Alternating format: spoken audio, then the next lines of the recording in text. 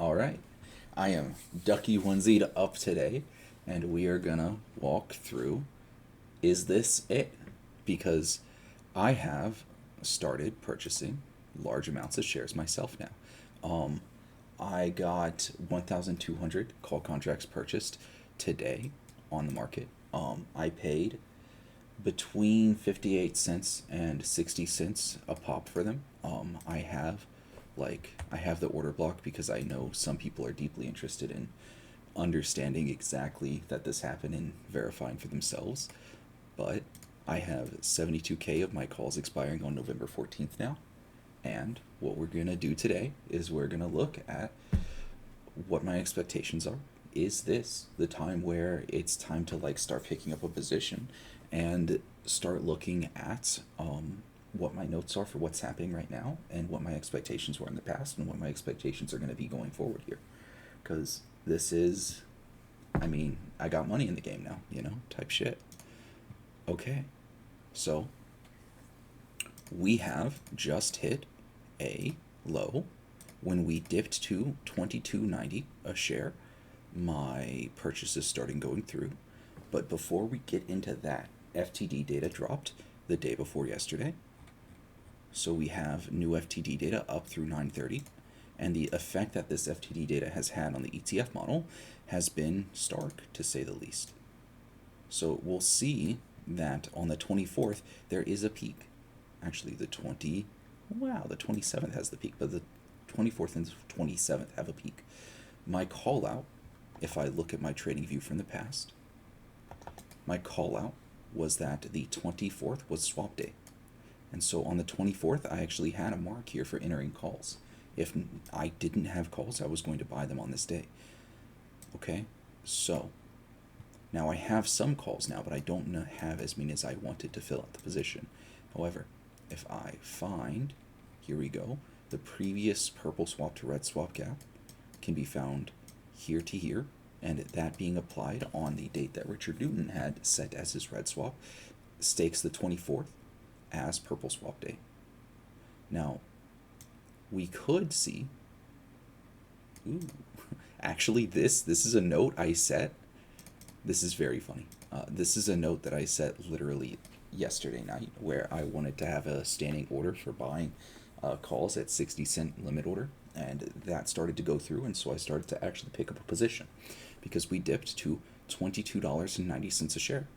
My buy line where I'm like happy buying is $23.50 a share, and so we are, if I go into the cash portion of the model, 2 times cash per share comes to $22.63 a share, and so at $22.90 I am fucking happy picking up calls if I'm gonna own calls at all, right? I was able to get through a decent quantity of these. I was able to actually put through trade quantity. So I put in 1,200 here. I plan to have upwards of 3,000 at 60 cents a pop here.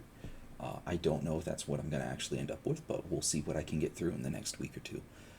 I will disclose that I have a sell order for the next week or so, or the next few days until the 24th itself, where if we hit 23.50 a share, if we just spike up, it'll reduce my number of calls because 50% profit is 50% profit, and making 50% in a day is attractive to me, and I'm a very silly man for that. What's next? So, skip the FAQ because there's nothing new here. The data panel has nothing new. The FTDs are live back. Oh, it is to the right, and it is right here. The FTDs are live here. Is there anything of note to point out about FTDs? Yeah. So, failures to deliver got high. 1 second. Let's reorganize this for a second. I would love to have comma. I would love to have commas. More formats. I would love to have a count. And then 2 less decimal places. Perfect. Now I actually have commas. We had 5 million and 3 million FTDs show up on the dates that were supposed to be red swap low dates. And so we failed to deliver, but we did not see the swapinator or the bottom finder trigger on the red swap day. Now, that's very interesting.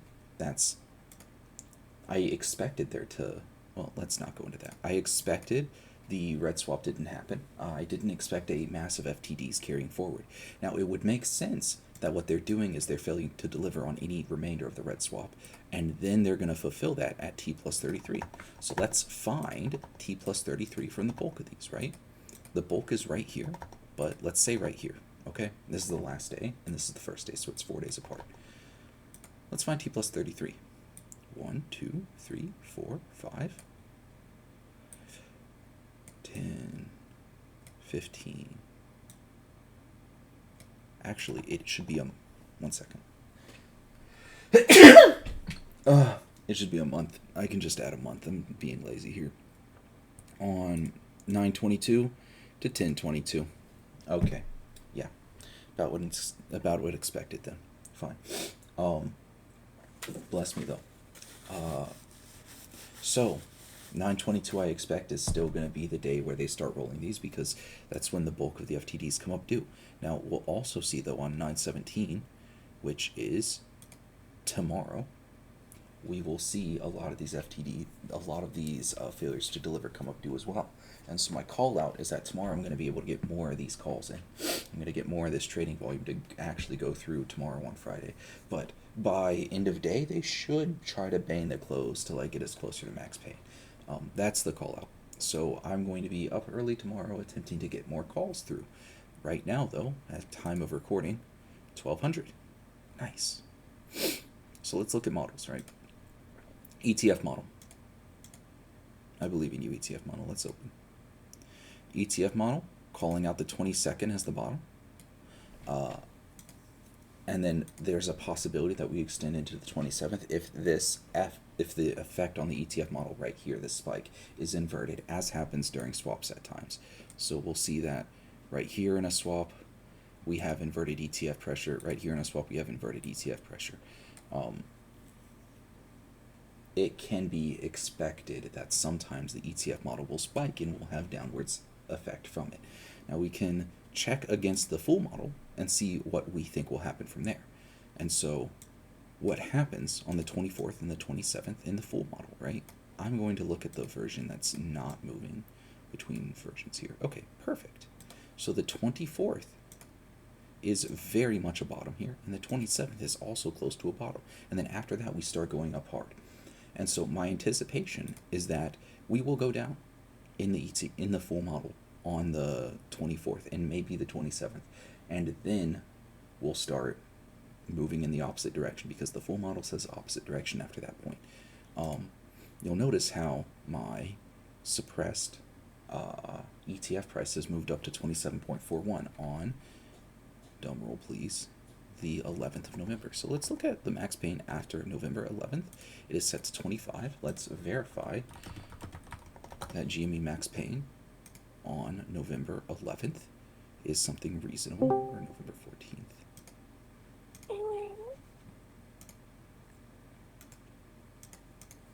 And so let's see, November 14th, max pain, still at 25 from this source. Now you'll notice that it's pretty flat all out here, and so it still has a lot of room to move around. So let's go ahead and let's see what happens if we move it a step lower. Let's kick this back to 24 and see what happens to our result. Kicking max pain back down to 24 results in, here we go, it results in the peak on the 11th being 26.91. And so if we go into the trading and we feed in 26.90 and 27 are the same thing. It's about 150K for this. And then in here, it's about, I don't even know what ROI that is. It's about 200% ROI, but like we out here. So I believe that from the 10th here to the 14th, I'm willing to take any amount of trade to close this position out at around 27 a share. Like, that's it. I want that. I'm going to close out the entire position around that level. Now, up here on the 4th, I think I mentioned previously that the time we were in this pattern previously, this double, the the purple swap into the ending of the purple swap, on the closing the purple swap, the next upwards momentum we had resulted in a squeeze. And so that squeeze would occur on November 5th if it occurred. And so the pricing that the green model says on November 5th, now it is completely wrong last time. Last time it goes up to 31 a share. This time it points to upwards of, well, 31 a share. So it could be that. So let's put that in and see what comes to it, right? Comes of it. If I get every order that I want, and if I get every order I want, there you go. Or if I don't get every order I want, there we go. That's what I expect I could get out of this. Moving on. Let's look back for a second, and let's look back at expectations, right? Previously, my expectations were that suppression was in effect, another swap was coming. I would see 27.25 sometime on the Monday of the previous week. And so that was outright wrong. This was outright wrong. We crashed and burned a bit.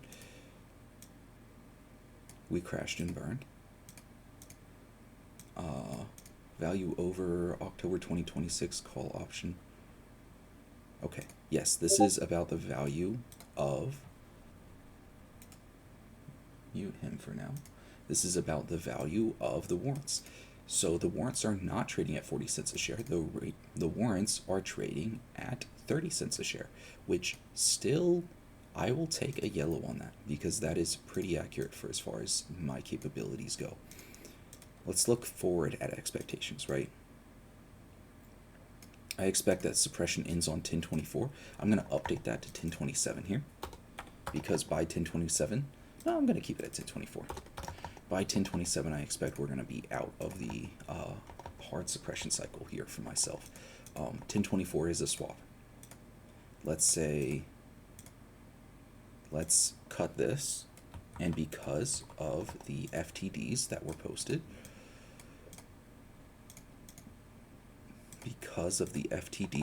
and the T+33 on those in the data panel just now, let's see them. These FTDs right here. This is on 1024. This is on 1017. So I expect swap clearance on 1017. Where's my thing? I want the ETF model, and I'm going to write out expectations. 10/17 will have heavy swap clearance. And so I expect 1024 and 1017 to be bottoms here. After 1024, the full model moves out of suppression. Previous squeezes happen on the equivalent of November 4th. By November 12th, any squeeze will be completed. Worst case scenario, we follow the max pains. And so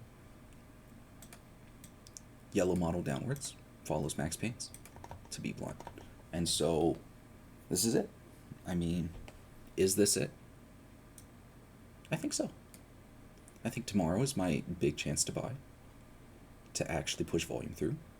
I think we may see a little bit of a rally on Monday or Tuesday, on that 20th or 21st, maybe 22nd, but the 24th,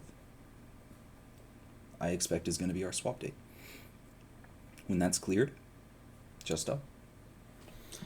By November 6th, let's say. By November 6th, I full well expect if Roaring Kitty's making a comeback, it'll be posted. Like, this is it. I'm going to get through all my orders on the 17th, though. I'm not really interested in pushing it until the second time that we see a large FTD data being pushed on the market. I'd rather just get everything in at a good price and then hold it there. That's where it stands. Okay. Now, if anyone else thinks this is it, that's fine.